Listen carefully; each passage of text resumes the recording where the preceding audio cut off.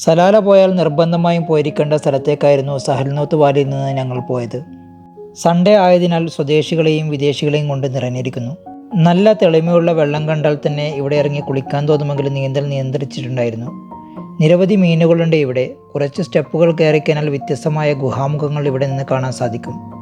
ഇവിടെ ഏറ്റവും ബുദ്ധിമുട്ടുണ്ടാക്കിയ കാര്യം പലതരത്തിലുള്ള ഇൻസെക്ട്സ് ആയിരുന്നു. കൊതുകും അതുപോലെ പല പ്രാണിവർഗ്ഗങ്ങളിൽ നിന്നുള്ള നിരന്തര ആക്രമണമായിരുന്നു ഇവിടെ നിന്ന് കിട്ടിയത്.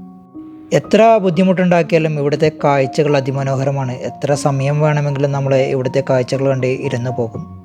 വെള്ളമെന്ന് കണ്ടാൽ ദുആക്ക് അതിലിറങ്ങാതെ നമുക്കൊരു സമാധാനം തരില്ല എന്നാണ് അവളുടെ നിലപാട്. അതുകൊണ്ട് തന്നെ ആഴം കുറഞ്ഞെടുത്ത്, പ്രത്യേകിച്ച് അപകട സാധ്യത ഇല്ലാത്തടത്ത് കൊണ്ട് അവളെയും ഹാറൂനെയും കളിക്കാൻ വിട്ടുകൊണ്ട് അവിടുത്തെ കാഴ്ചകൾ ആസ്വദിച്ചു. ഹോഴ്സ് റൈഡിങ്ങും ക്യാമൽ റൈഡിങ്ങും ഒക്കെ ഐൻ റസാത്തിലുണ്ട്. നേരം ഇരട്ടി തുടങ്ങിയപ്പോൾ മെല്ലെ അവിടുന്ന് ഇറങ്ങി സലാല നഗരത്തിലേക്ക് യാത്ര തിരിച്ചു. സലാല വന്നാൽ നിർബന്ധമായും കണ്ടിരിക്കേണ്ട സ്ഥലമാണ് ഐൻ റസാത്ത്.